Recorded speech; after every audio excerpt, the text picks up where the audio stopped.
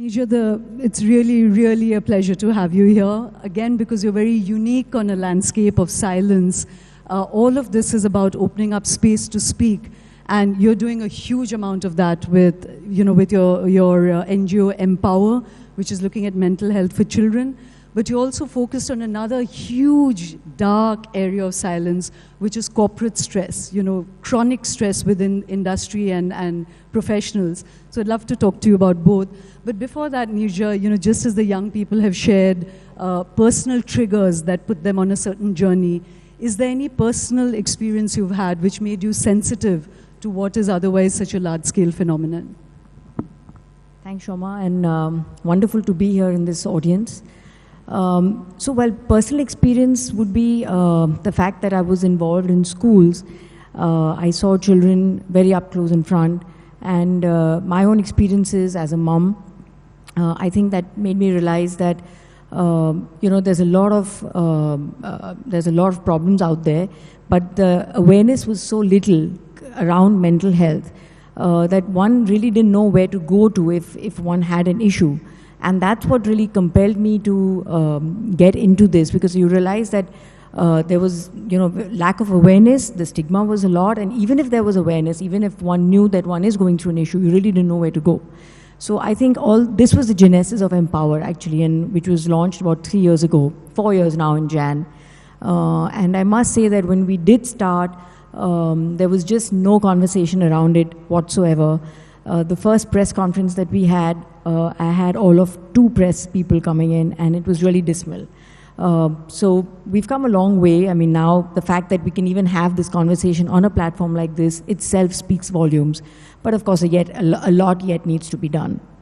So, we didn't have enough time to explore another aspect of Ambuj, which, made him stand out, was that around the time he was in military school, 11, 12 years old, he also began to understand that he had a bisexual identity, and that itself put a lot of pressure on him. He was experimenting, but that not fitting into a norm was an added pressure. And unfortunately, he's not here, but he has a beautiful thing to say.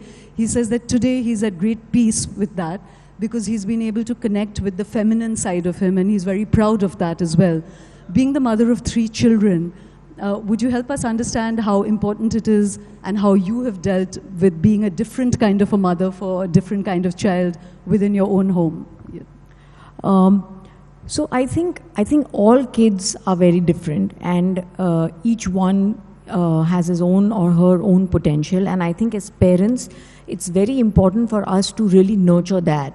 I think we all tend to want to fit in, and we all want our kids to be following the normal trajectory of, academics, doing well academics, and then either joining the family work or being a professional. But one has to realize that every child is different. Every child comes with his own journey, which is already marked out, and displays different potentials and different talents. And as parents, and being their caregivers, we have to identify and nurture that talent and then help the child grow along that.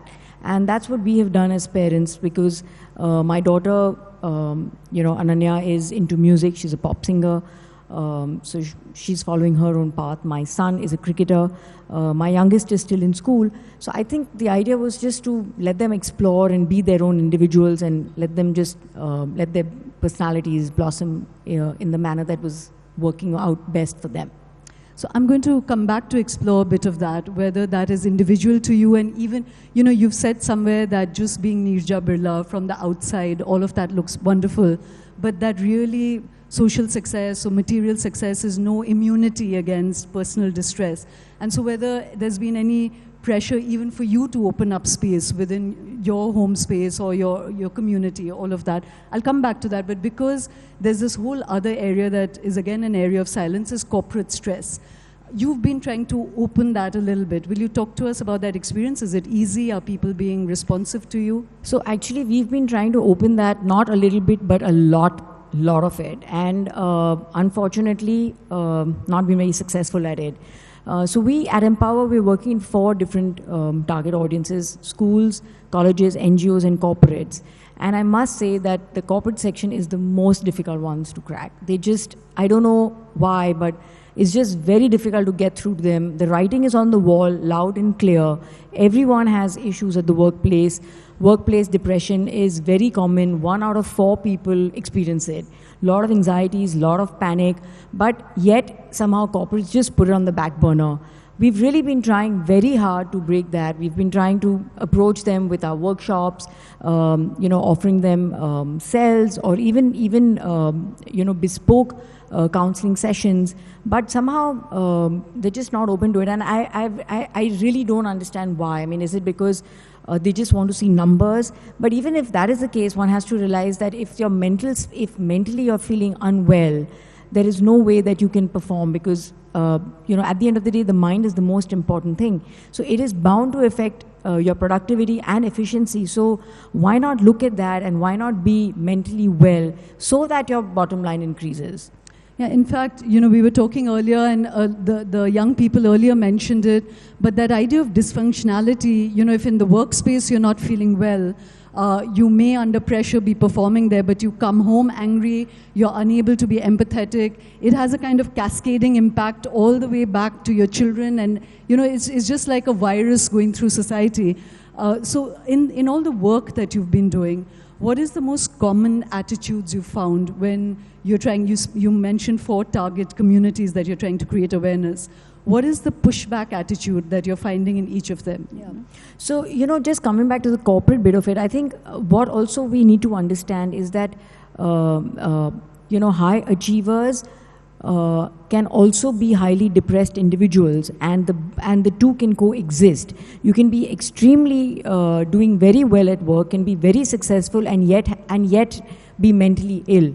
So I think when that kind of awareness sets in, I think that will really help open the dialogue in the corporate workplace as well. And I think the also important point to understand is that just because you're mentally unwell doesn't make you less successful at your workplace. So I think if we can marry the two in our minds, I think we'll be able to open up the dialogue.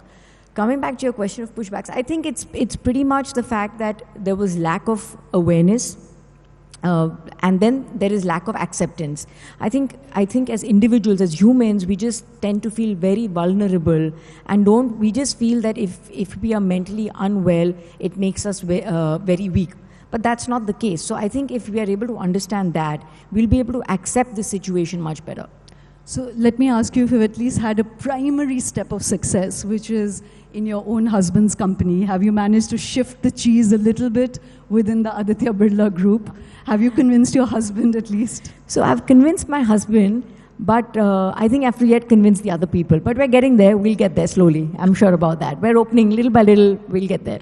I hope we've created a little bit of a pressure group today. I hope so too.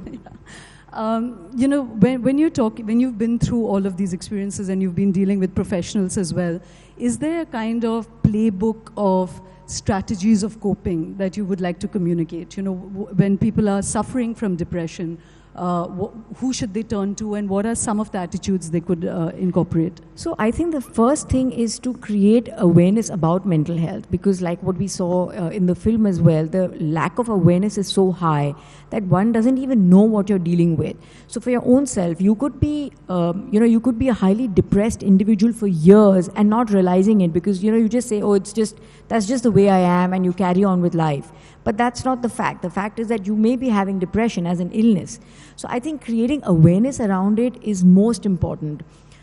Understanding what are the red flags, because we all are on a spectrum.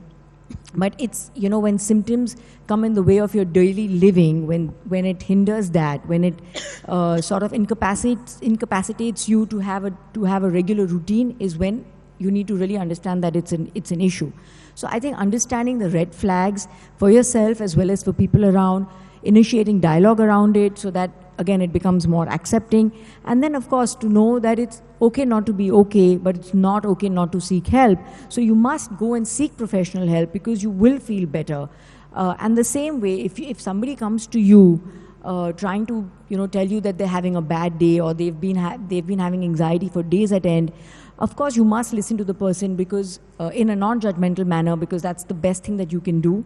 But after that, I think you need to advise and suggest that the person must take professional help. I think seeking professional help is very important. You know, when you're speaking of help, you know, as I said at the beginning of this session, that we're a country of competing crises, that there is such a chronic infrastructure problem around mental health in our country that, you know, we have, I think, almost 60 million or more who are on that spectrum of mental health that needs intervention. But we have barely 20,000 beds in this entire country that are committed to people suffering from mental health. There are barely 1,500 nurses, 3,000 psychiatrists. It's like minuscule, the infrastructure around mental health. Yeah, so is that something that you're engaging with? Absolutely. The treatment gap is huge. To add to your statistics, we only have 43 mental health hospitals, which is, again, very, very dismal. And also, of the people who are actually suffering from mental health, there's only about 70 to 80% of them actually do not seek help. So there's a very small proportion of the people who are actually suffering who actually seek help. And the reason for that is also because of lack of infrastructure. Like you said, the number of psychiatrists, the number of psychologists, mental health hospitals, the treatment gap is just huge. So until we don't try and bridge that gap, until we don't get into capacity building, you know, we're not going to really see an end to this issue at all. You know, in fact, all the young people, even the ones on the film, spoke about just how, you know, both Amit and Shelja Sen have made such a difference in young people's life that one can't emphasize this strongly enough about having good help. Absolutely. But just the two other things. One is that, you know, this sense that we've all been through stress in our childhood. We weren't depressed. Why is this generation suffering such acute depression? Have you seen any sort of intergenerational change? Is there something that's changed in society which was different in our time or your time or earlier behind? Or is it just that we didn't recognize it earlier? So I believe it's multifactorial, as in that, of course, the present generation is undergoing a lot of pressure, much more than what we went through. So the world is becoming a global village, really. And now, like, we used to, you know, only compete with our friends or at most friends. But now our kids are really competing with kids from other countries. So, you know, the exposure has become so much more. And social media, if in the right balance, is a boon, but it can also be a bane. And I think the difference between the virtual world and the real world is what the kids are trying to do, is also adding a lot of pressure. And why only children? Even for us, we're trying to live and project a perfect life which really doesn't exist. And the other people, the consumers who are consuming that, are also trying to ape a life that doesn't exist. So I think that difference is so wide that is also creating a lot of stress. And I think the fact that now we are also, you know, we are a working generation. Our parents were not a working generation. Our kids are going through a lot of stress. The exam stress has increased. They're expecting to really be good at everything that they are doing. Expectations from them are much more than what they were from us. So I think it is multifactorial, and it definitely is. It's a huge change from what we were when we were growing up. So I asked you about whether you've managed to impact your husband, but I want to ask you whether you've managed to impact your immediate social circle. Is there more conversation? Is there more awareness? Is there more empathy because you've been speaking up so much? Absolutely. I mean, it's a huge difference. So, in fact, I mean, it's not a nice thing, but it is a nice thing because at least now I get a call almost on a everyday basis from somebody, either a relative or a friend, asking me something about an issue that their child is going through or a relative going through, and asking me for, you know, how do they get in touch with Empower or who would be the right psychologist. So that itself is an indication of how conversation is opening up. And I think within our own circles also, people are definitely opening up. People are talking more about it. It's just becoming more common jargon, really, to say, you know, yeah, so-and-so is depressed, or I'm depressed, or I'm having a panic attack, or I'm having anxiety. It definitely is becoming much more common. You know, Neerja, when we started the session, I said this is because it affects the very nucleus of your well-being, which is your personal self. And so, in a sense, it's class, caste, agnostic, religion, language agnostic. But today, when we're opening up spaces, again, is there a kind of privilege barrier in it that at least we're opening up spaces only for the well-to-do? In your work, have you got any sense of how lower economic classes are suffering from this, and what is the status of their capacity to access help? So, you know, absolutely. At Empower, we also have a foundation, actually, which caters to people from the lower socioeconomic, who are economically challenged, and we're seeing huge numbers come in there. The problems are a little different because the causes are a little different, whether it could be domestic violence or alcohol abuse, but it's there. I mean, the emotions are the same, the feelings are the same, the diagnoses are the same. So they are also having a lot of issues with depression and anxiety, panic, psychosis, schizophrenia. So that remains the same. The causes could be very different, but the numbers are huge in both segments, and we do cater to them as well. Because I do believe that something like mental health and mental wellness should be open to everybody. Why only the privileged?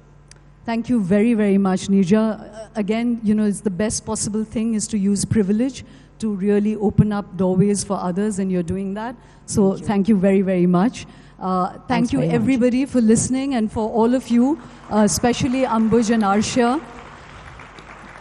And just to reiterate some of the themes is that the first response is dismissal, but the fact that all of us inhabit personal landscapes of pain and no outward circumstance explains how somebody responds to stimuli differently. And so empathy and the space to talk, be respected and be taken seriously is the first stepping stone. And if we can open our eyes to those around us who are in pain, perhaps a bit of that positive cascade impact can start happening.